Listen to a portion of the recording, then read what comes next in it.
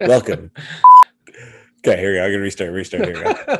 These are going to be great outtakes. Yeah. All right, go for it. All right. Welcome to episode 27 of Generation Dragons. Game.Bot Games presents Generation Dragons. I just messed that one up. Anywho, hey Steve, good to see you. I'm liking the shirt you're rocking and the emptiness of your stuff in the back there, but your new vending machine. New little Rugrats around here. Yeah, I got my sister's kids here visiting for a few days and loving it. But they bring everything with them and everything they have that gets dropped wherever.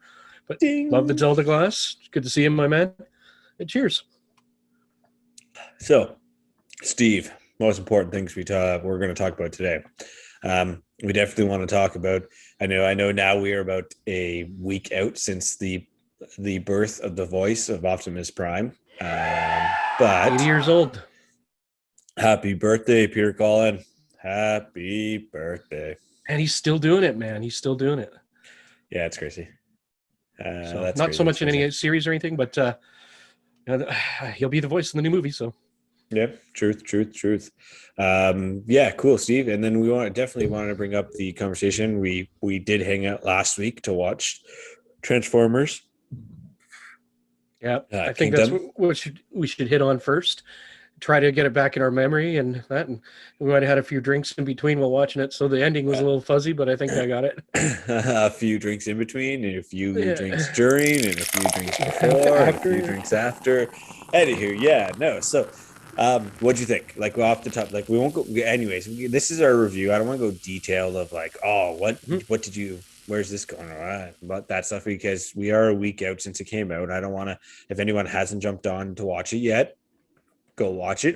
It was good. But spoiler what do you think? Just as a heads up, right? Because we might be talking about things, I'll spoil it. So we will try. We're gonna try to talk about it as a 4,000 level view, so super high level, but we may get into details. So just prepare your ears. I don't see how we can't avoid it. There's already things details I want to talk about. I'm going to ruin some things, but first off, your question, to answer it, I loved it. I'd give it a 7.5, 8 out of 10 overall. I did think my previous problem with the other War for Cybertron versions was the voice acting so slow and dull, and I still see that there. I thought Megatron did a better job of it this time around. It's still slower, but I kind of felt like they were starting to get a better groove. But my God, sometimes I'm just like, get it out of your mouth. That's what we show some emotion. When we're sitting there watching, you're just like, yes, this is not the right time to be talking about like this. And you're just like, why are you talking like William Shatner? You don't. Yeah, right. That's exactly what I thought too. Like this. At least William Shatner had more emotion, though. They talk very monotone in Transformers. Well, they're robots, right? So they're transforming. It's crazy different. Like it's like they're transforming their words in their minds. Happy to be here. Maybe next time you will join me. It's like come on. I thought Black Arachnia and Dinobot's voice actors were good. Rat Trap wasn't too bad. I just found like the main characters, like Optimus, both Optimuses, and then like the two Megatrons were kind of slow in the conversations, but everyone else was pretty good. I found a lot of like the Maximals and the Predacons and stuff like that were pretty good. It was more the Autobots and Decepticons where it was the slower.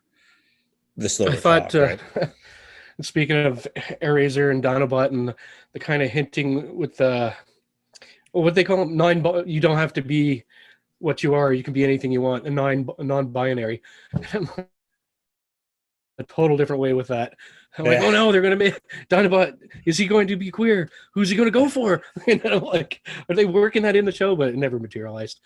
But yeah, I actually, spoiler alert, big time here. I really like Dinobot's character, like I always do in this. And he, of course, sacrifices himself again, like he did in the original series. So they tied that down pretty tight. I thought we'd see more size shifting, which I didn't get, but like if you remember in the original Beast Wars when they found the Ark, they were so tiny compared to the original Transformers. Tiny. And you saw a little bit of size different when you saw Starscream, for example, standing next to Dinobot. He did tower over him, but not to the scale that the original show from the 90s had. No, yeah, this is true. Yeah, even Optimus, but Prime and Primal, there's not much of a size difference. I mean, Rhinox and I'm trying to blank here. Green Guy, Autobot, Hound. Yeah, Hound. I think. Oh yeah, Hound. Rhinox and Hound. Sorry, the Jeep. But the Jeep. So, but Rhinox over, he towered over Hound like hard. No, actually, I think he should. Right? Yeah. Oh yeah. Rhinoceros. He should be way bigger than a Jeep. But so I'm okay with that. I never understood how they explained that back in the 90s or why they made them like this to this size scale. But no, but it was cool to see. Like it was nice to see everyone. I liked if you're up to date on the show up until Kingdom, like you clearly can tell that they're going through time travel, not multiverse. I kind of maybe thought it would have been on multiverse, but it's cool because they both time travel, right? Decepticons, Autobots go through dead space or the dead universe, and then get to Earth, or what's supposed to be Earth. Prehistoric Earth, I guess. Yeah, but then the Maximals and the Predacons were there because they time traveled to there because they knew that's where they were going to be and all that stuff. So it was cool. Like it's cool that they did it that way. Thoughts? Yeah, I actually like that story a little bit better. I kind of was hoping they'd tie in the alien race, the box or whatever it was from the original series, and I was hoping we'd see 2 moons, around prehistoric Earth, like in the original series, until the one moon gets destroyed and all that. But overall, Steve, good. And I liked. You got to remember, man. There are sometimes it just can't be rehash of the old shit. Oh, agreed. You have to drop a lot of it, but I was hoping they would do that. I didn't see how they actually do it though. Like they're in, what was it, 6 episodes? You just couldn't fit all that in there and all that. Yeah. No, 100%. Like there's, and it's only 20 minutes. It would be different if it was an hour each episode and it was 6 stuff like that. Agreed. But they hint big time of a new series coming up. I liked how they made, again, big spoiler, how they made Nemesis Prime the herald for Unicron, and he's just Optimus Prime turned. So you have Megatron, who became Galvatron, and then Optimus Prime, who became Nemesis Prime. Right. And so and you see them at the very end being taken back in by Unicron, and do that whole little green thing where like their bodies are being reformatted or whatever, but they don't. That's where it ends. So the big hints of a new series. Hopefully it goes that way, but only time will tell. So I think they're doing well. There's one thing I have to tell you, Steve. I was right. I'm pretty sure I predicted Unicron would be in this TV show, and you didn't believe me. You didn't. Nope. I even said that to you the first episode we were watching. I'm like, you're right. I thought he would be more of an influence. Voice but not in the back see. Of your head. Yeah. No, that's it. I mean, it was cool. Like I liked it. I really enjoyed it. As the animation was a little bit weaker this time around than last time. I don't know. Maybe I don't know if it was, but I felt that way as well. And I wonder if it's because I just watched Masters He-Man. of the Universe Revelation, not He-Man, but Masters. And I was that animation was just amazing. So to compare it right after, I'm like, it just didn't feel like it was as rich. Yeah, but I do have a prediction on He-Man. I want to say this, and you're probably going to hate me for this, but with all the negative hate on there, with people saying how woke it was and stuff, if the show ends up in the second half going really, really that direction, and only time will tell, this is how I think it's going to happen. I think Adam will step aside to allow the sorceress choose a new champion. He'll step aside because he's going to become king, right? He's Prince Adam, and then he eventually will inherit kingdom. And I think the sorceress, who will be Tila, who she's always meant to be, will choose a new champion, and it will be Andra. And now you'll have a female warrior champion, and that's where everyone's going to be like, yeah, it went total woke. But who knows? Only time will tell. Kevin Smith did say, how do you have a He-Man show without He-Man and Skeletor? Even though it's not a He-Man show, it clearly doesn't say that. The other thing I think might happen, this could become the Skeletor show. He is now Skelegod. Maybe they're going to shine the light on him for a lot of it. But I'm purposely trying not to read into things like I did beforehand, trying to stay back like I did with Transformers, just so I can enjoy it and try not to go in prejudice like I was. Yeah, And have all that's these it. preconceptions. Just don't read things on the internet, Steve, about shows that aren't even released yet. That's kind of, you know, a lot of them were pretty right though, with it not being a He-Man show, even though it was marketed as that, and that's where I think they failed. Like, Steve, you got to stop coming back to He-Man. We're not here to talk about He-Man. I know, but you said it too, man. You called it a He-Man show, and it's not a He-Man show. Well, no, I'm saying we're not here to talk about But it was marketed He-Man. as that. We're talking about Transformers. We don't care about Masters. And you want to talk about being woke, Steve, I do care about it. I was just because it was such a you can go you can go jump on the Dude Bros videos and talk to the Dude Bros about how He-Man is no longer He-Man. So anywho, Steve. Anyways, I'm just busting your bees, man. Well, I am very damn well right. And we'll see if hopefully it doesn't go that way, because I'll be fucking pissed if it does. But yeah, anywho. Yeah, no, that's it. So we, you know, as like we talked, we didn't want to spoil it too much, but you know, recommended 100%. Like, it's if you want, you could watch all 3 seasons, I guess it's called. Well, that's what a lot of people keep asking me, like, can they just pick it up? I'm like, no, don't. You'll lose a lot. Just start from the beginning. It's not that long. No, you know, no, exactly. I mean, people sesh like hour-long 30 episode seasons all the time, so just session 20 minute 6 episode seasons, right? Like, that's all you got to do. If you're gonna pick it up, watch it. Like, it's seasons like watching a movie. Yeah. Oh yeah, 100%, right? So it's not that long. I did think one thing I'll mention. I didn't like the way they portrayed the Ark. Like, it's just Teletran 1. He becomes the Ark, and that's why he's kind of offline and not responsive when he gets pulled through into prehistoric Earth. But I don't have a problem with Teletran 1 becoming the Ark. I just found him super slow and didn't really have much spotlight on him. Yeah. It's cool, but I thought, like, you know, like, God, even the Ark is super slow. Like everything on the show moves and speaks slow. Like, he's a Titan, he's huge, he should be slow, but I was just like, man. That's it. Hey, it's one of those times where it's all about introducing the toys. We got have to make a reason for us to buy the Ark, right? Yep. So, any news on your Ark? Nothing yet. It sounds like Hasbro has dropped the ball on deliveries of stuff, not just for, you know, just in general. Talking to the guys at EB, and they were saying even the lightsabers, like, they had Ahsoka's lightsaber that you could buy, and I guess the build quality was just completely junk. So There's a lot of issues, I guess, with Hasbro right now. I don't know. This is from the EB guy, so I don't know, but he was saying that's part of the reason why it's likely delayed. I hope not. I can't see that really with the Ark, just because people already have it. We'd probably be hearing about bad quality right off the bat, because people have already had it for about a month now, and I've seen a bunch of reviews on the Ark online and whatnot. But who knows? Maybe they just can't keep up supply and demand, and they're behind. It could be. Hey, you know, if they're already getting the Ark, you know, if they got the Ark before the 21st, then they clearly didn't get the ones that were being released. If you're doing a review and it came out and you're getting it before the 21st of July, you're, you know, obviously getting a special version of it from Hasbro, right? Well, there's you saw in the TF group a few people posting and like, don't buy this because there are scalpers out there that got it earlier. They're putting it on for like $500, and or maybe it was $300, I don't know, but it was like quite a bit over the asking price. Yeah.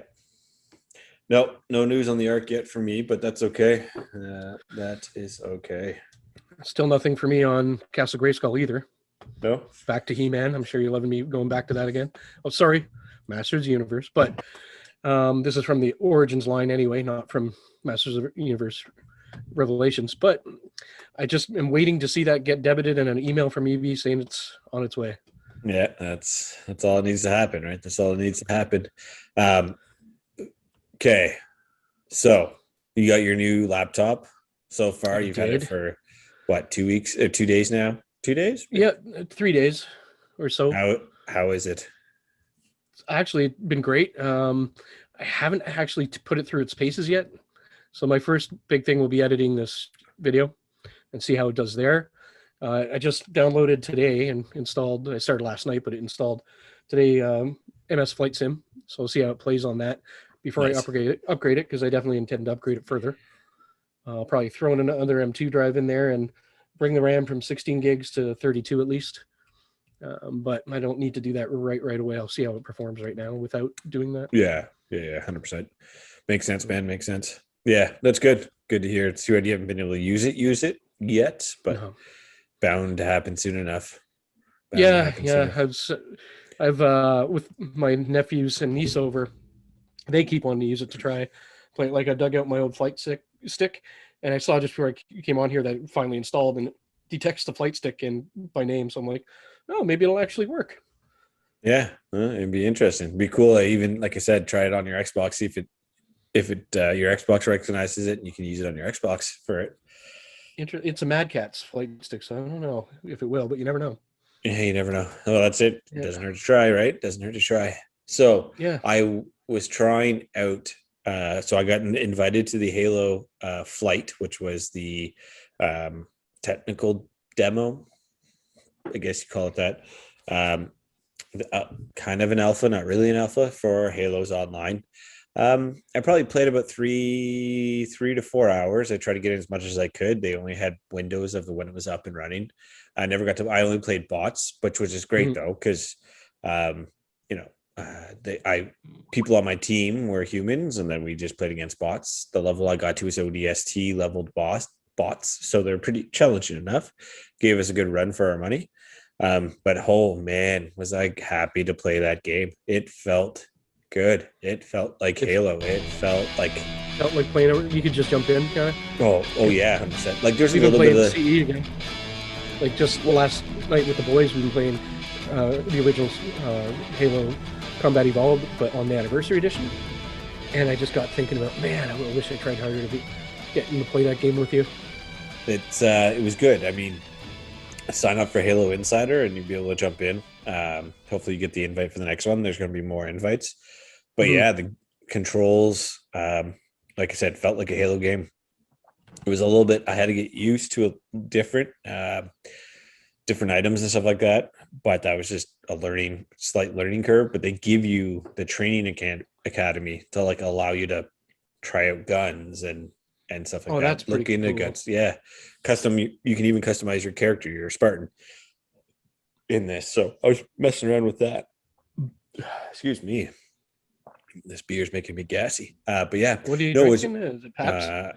I was drinking Pabst and now drinking a Thousand Islands Rattler. Oh, nice. But yeah, so no, it was good. It was good. It looked pretty. It was pretty. Like it was a pretty looking game. There was I had some shuddering in it, but again, it's a technical demo. Like that's going to happen. Controlled like the maps. I only got to play one style of map. And now I don't remember the name of the map itself, but it was kind of like more or less a training ground style map. It was nothing like, I know they had different Bazaar and stuff like that, like different types of maps that were more location based, but this one here was just a training ground type style. But yeah, no man, like it was assault rifle. You shot well. The handgun is not as OP as the old school one, which was a downfall because I was the OP. Like if the old school handgun, you go and use the zoom, and then you'd be able to do a headshot, like 2 shots, right? And kill the guy. This time was like headshot. Oh, I have to reload. Like I was like, oh, I guess it's more like a handgun. Yeah. I definitely felt the power last night playing with on the original Halo with the handgun. Yeah. Because I remember when the boys switched, and he dropped the handgun for the plasma. I'm like, no, keep the handgun. Trust me. Sorry, we should say the Magnum. I think that's what it's called in the old one. And then the sidearm in this one. But anyways, we all know what a handgun is, so we'll just stick with the handgun. But anyways, yeah. So that's what I did this past weekend. And then I ended up drinking a lot and playing a Rock Band and DJ Hero. But what about yourself, Steve? What did you get up to this past week? Well, I'm off right now for taking a little bit staycation, I guess. So I went and visited my sister and went over to the cottage and hung out with them a bit. Didn't do too much, except We played Cards Against Humanity, went to the beach, just family stuff with everyone. And then I brought the kids back here to give them a bit of a break since I was off and just spend time more. I did go to Barcadia while I was in Kingston, so love that place. Hence the shirt. But yeah, that was about it. And then today we just the kids never seen like a light rail, so we took them to take the O train in and around, went downtown to the market. I had some lunch downtown, and then I went and picked up a U-turn after that, and then made it home to do the show. And my wife took all the kids, and we could have this little chat tonight. I imagine they'll be back any moment, so you might hear some thuds and pounds, but doors are closed; they shouldn't come in. So. Nice. But yeah, that's about it. What about at Arcadia? How are the arcade choices? So about the same, if you remember going there. Same, the regulars like Street Fighter, old things like Galaga, Operation Wolf. I'm trying to Terminator, Judgment Day, Hit the Ice, Miss Pac-Man. There's just a whole whack. Cruising World instead of Cruising USA. There's a few games missing. They've opened it up a bit, and I think a lot of it has to do with COVID and bringing people in, and they have, every booth is divided now. Yeah. They do have like the Blurry Pixel. They have sit-down lounge areas where you can sit and eat food and order pub food. But each of them has an old console there where you can play while you eat. Nice. So you have a console at each table as well. Yeah, I remember there was multiple change machines before because everything's still a quarter there. Now they just have the one at the front door. Oh, okay. And it still has that kind of old grimy feeling to it, and you put your hand down on the table, you feel like you're gonna get stuck to it. And and like all the machines are pretty old and run down, but it's kind of goes with what the place is, right? It's an old arcade and that. But yeah, I enjoyed it. I was wanting to play Missile Command and I couldn't find it. It wasn't there, so unfortunately they got rid of that one. Maybe it broke or something. Yeah. I was just thinking that it must have been a broken machine, or is it the machine that wasn't making them any dollars, so they got rid of it, swapped it out. And then I did play Double Dragon with my brother-in-law. It was a game he really loved playing back in the day, so we played that for a while. We played Cruising USA as well together, and then everything else it was kind of single. I did play old school Asteroids, and man, did I suck. It's been so long since I played it, and I'm trying to figure out the buttons, and I first thing I do is I warp into right in front of an asteroid. I'm like, shit, there's one quarter gone, or one life gone, and then, but yeah, it was good. We got to go back. Good. Oh yeah. That'll have to be a road trip soon enough to go back. Maybe when things are a little bit more open, but so the only problem I have with it is it opens so late. It doesn't open until 8 p.m. and older guy with kids and stuff, that's tough to do if you don't find someone around to watch the kids or something. So I would love it if I could go there with the kids during the day. And then previously it was like that. They were open earlier and especially on weekends, and they did kids' birthday parties and that, but a lot of that's changed and tightened up with since COVID and the lockdown. Hence the shirt, right? Infinite lockdowns. Yeah. Sweet. No, we gotta, like you said, we gotta make our way down that way at some point. Next time around, we'll get around to hitting it up, and we'll do a nice little tour down there, hit up Arcadia, and the Silver Dollar or whatever it's called. You know what the Silver Dollar is, right? It's not around anymore, but no, I know. I can't remember what the gentleman's club was called in Kingston. Oh, right. Yeah. So, but the Silver Dollar was here, and I got to throw this out there in case my buddy listens to it. I'll never forget the day I found out that his mom used to work at the Silver Dollar. God, we razzed him for that forever. She was the owner, right? Oh, that'd be even better. Yeah. Anywho, Steve. Well, I like you mentioned before, you got some friendly neighborhood children over at your house. We don't want to keep you too long. I just want to get together. They're just walking in. I can hear them now. Okay, that I must have known. I could hear them. That's what it was. Yeah, right. But yeah, no, Steve, as always, it was great. This one's a little bit shorter than sweeter. We were giving ourselves, wanted to make sure we had enough time to talk a little bit more, but we weren't 100% sure how much we want to get in depth. We want to talk about Transformers. But how much we remember. Yeah. Dude, when you said like the arc, I was like, I do remember seeing him in the show, kind of. All he does really is punch the nemesis to stop it, and that's his big moment of stopping, turning the tide. We'll say to the Autobot side. I'll have to just watch it over the week again. But anyways, from what I remember, it was great. I enjoyed it. So Steve, it was as always, Steve, keep collecting, keep gaming, keep safe.